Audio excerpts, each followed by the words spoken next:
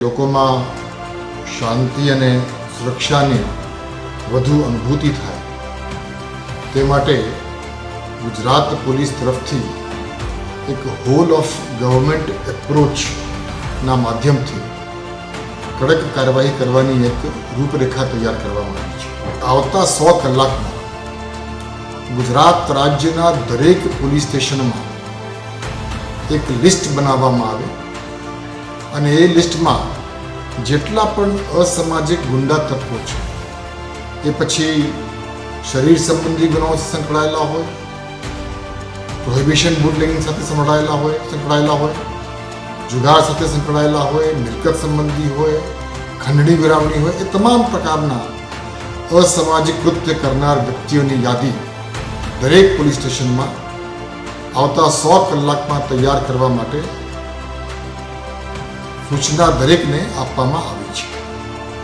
એ તમામ લોકો વિરુદ્ધમાં હોલ ઓફ ગવર્મેન્ટ એપ્રોચથી કડક શિક્ષાત્મક કાર્યવાહી કરવા માટેની પણ વ્યૂહરચના તૈયાર કરવામાં આવી છે। રાજ્યમાં છેલ્લા 24 કલાકમાં આવારા તત્વોએ આતંક મચાવ્યો હતો અને તેને લઈને પોલીસ પણ એક્શન મોડમાં આવી ગઈ હતી અને હવે સમાચાર એ સામે આવ્યા કે આગામી 100 કલાકમાં રાજ્યભરના અસામાજિક તત્વો ગુંડાઓની યાદી તૈયાર કરવા રાજ્યના પોલીસ વડા વિકાસ સહાયનો આદેશ અપાયો છે। ગુજરાતના તમામે તમામ પોલીસના જે અધિકારીઓ છે એ બધાને આદેશ અપાયો છે કે જે પણ ગુંડાગીરી આવારા તત્વો એ બધાનો લિસ્ટ બનાવો। નમસ્કાર, આપ જોઈ રહ્યા છો ન્યૂઝરૂમ અને આપની સાથે હું છું ભાવિક। તમે અમારી ચેનલને સબસ્ક્રાઇબ ન કરી તો અમારી ચેનલને સબસ્ક્રાઇબ કરી લેજો, બેલ આઇકનને દબાવી દેજો જેથી કરીને પડે પડના સચોટ સમાચાર તમને તમારા મોબાઈલ પર તરત જ મળી રહે। વાત ગુજરાત રાજ્યની કરવી છે। કાયદો અને વ્યવસ્થા, જ્યારે કાયદો અને વ્યવસ્થાની વાત કરવામાં આવે ત્યારે ગુજરાતમાં અમુક એવા વિસ્તારો આવેલા છે કે જ્યાં કોઈ અસર નથી થતી, ન તો પોલીસનો ડર, ન કાયદા, ન કાનૂનનો ડર। પોતપોતાની રીતે ચાકુ, તલવાર, હથોડા આ બધું લઈને નીકળી પડે છે રસ્તા પર, જેને આવે તેને મારવાના, કૂટવાના। ત્યારબાદ એ બીજા નબીરાઓ આવે કે જે ફૂલ સ્પીડે દારૂ બારૂ પી અને મસ્ત ગાડી હંકારતા હોય, 2-5 લોકોને તો એમ જ લઈ લે, પછી મરે જીવે એને નથી જોવાનું। પણ પછી પોલીસ શું કરે? એના સરભરા કરે, એના વરઘોડા કાઢે, રસ્તા વચ્ચે એમને મારે, સબક શીખાડે કે જુઓ ભાઈ, તમે જે કાંડ કર્યું ને એની સજા તો અહીંયા જ છે। એટલે કહેવાય ને, ઓલી કહેવત છે કે તમારા કરેલા કર્મોનું ફળ તમારા અહીંયા જ મળશે તમને, અને આ બધાને મળ્યું છે। આ બધા જ સમાચારો ચાલી રહ્યા હતા ત્યારે પોલીસ વડા ડીજીપી વિકાસ સહાય એમણે ખૂબ મોટો નિર્ણય લીધો છે અને માત્ર 100 કલાક આપી છે તમામે તમામ પોલીસને કે 100 કલાકમાં મને એક લિસ્ટ તૈયાર કરીને આપો। પહેલા ડીજીપી વિકાસ સહાયની પ્રતિક્રિયા સાંભળો કે જેની અંદર એમણે તમામે તમામ પોલીસ અધિકારીઓને શું આદેશ આપ્યા। ગુજરાત રાજ્યમાં કાયદા અને વ્યવસ્થા વધુ સુદૃઢ બને અને લોકોમાં શાંતિ અને સુરક્ષાની વધુ અનુભૂતિ થાય તે માટે ગુજરાત પોલીસ તરફથી એક હોલ ઓફ ગવર્મેન્ટ એપ્રોચના માધ્યમથી કડક કાર્યવાહી કરવાની એક રૂપરેખા તૈયાર કરવામાં આવી છે।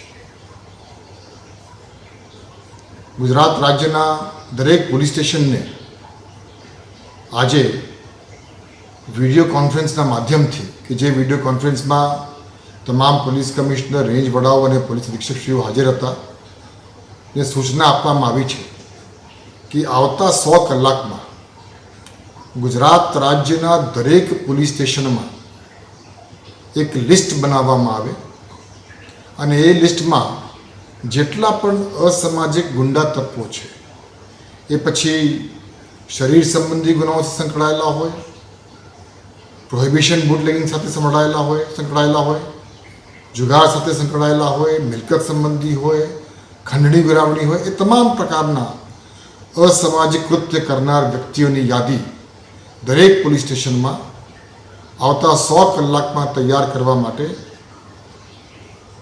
સૂચના દરેકને આપવામાં આવી છે। 100 કલાકની અંદર આ લિસ્ટ તૈયાર થઈ ગયા પછી એ તમામ લોકો વિરુદ્ધમાં હોલ ઓફ ગવર્મેન્ટ એપ્રોચથી કડક શિક્ષાત્મક કાર્યવાહી કરવા માટેની પણ વ્યૂહરચના તૈયાર કરવામાં આવી છે।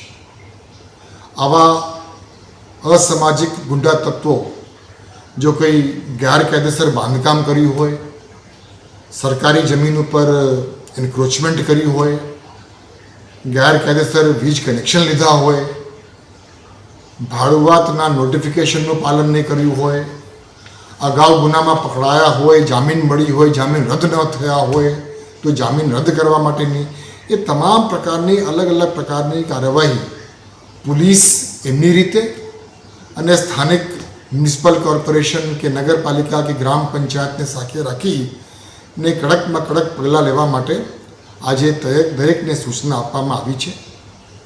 ગુજરાત પોલીસ કોઈપણ અસામાજિક કૃત્યને ખૂબ ગંભીરતાથી લે છે અને ખાસ કરીને એવા પ્રકારના બનાવો જ્યારે બની જાય છે કે જેના કારણે આમ જનતામાં એક ભયની લાગણી ફેલાય છે, તે ખૂબ ગંભીર બાબત બની જાય છે.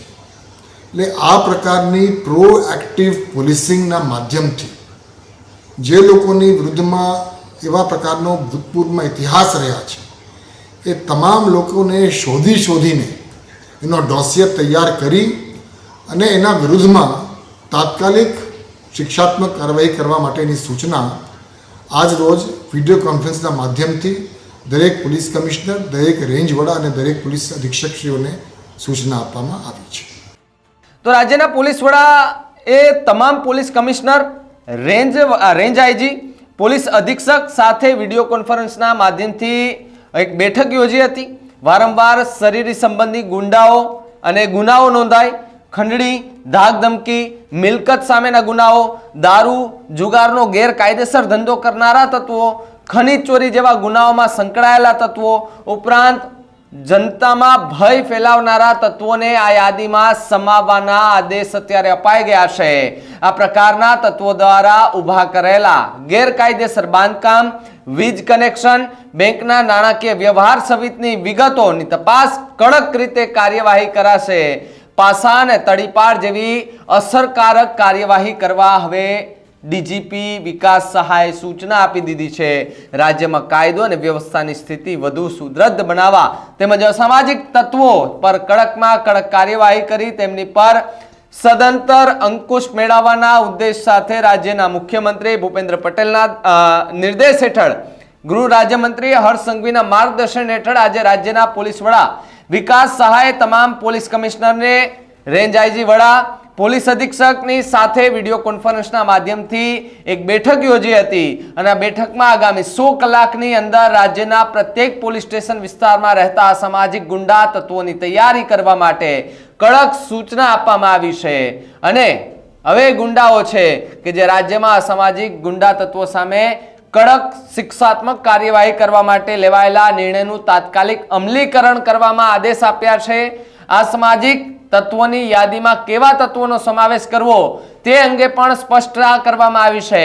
વારંવાર શરીરી સંબંધી ગુનાઓમાં સંકળાયેલા વ્યક્તિઓ, ખંડણી ઉઘરાવવા, ધાક ધમકી આપવાના ગુનાઓમાં સંડોવાયેલા વ્યક્તિઓ, મિલકત સામેના ગુનાઓ આચરનારા, પ્રોહિબિન અને જુગારનો ગેરકાયદેસર ધંધો કરનારા તત્વો, ખનીજ ચોરી જેવા ગુનામાં સંકળાયેલા તથા અન્ય સામાજિક કૃત્યોમાં જનતામાં ભય ફેલાવનારા તત્વો આ યાદીમાં સમાવેશ કરવામાં આવ્યો છે. એટલે કે આ જે આવારા તત્વો છે, ગુંડાઓ છે કે જે લોકોને ડરાવે ધમકાવે છે, ગેરકાયદેસર રીતે દારૂનું વેચાણ કરે છે, ખાણ ખનીજ વિભાગ છે, ખાણ ખનીજ ચોરી કરતા હોય, આ બધા જ ઉપર હવે તબાહી ફરવાની છે.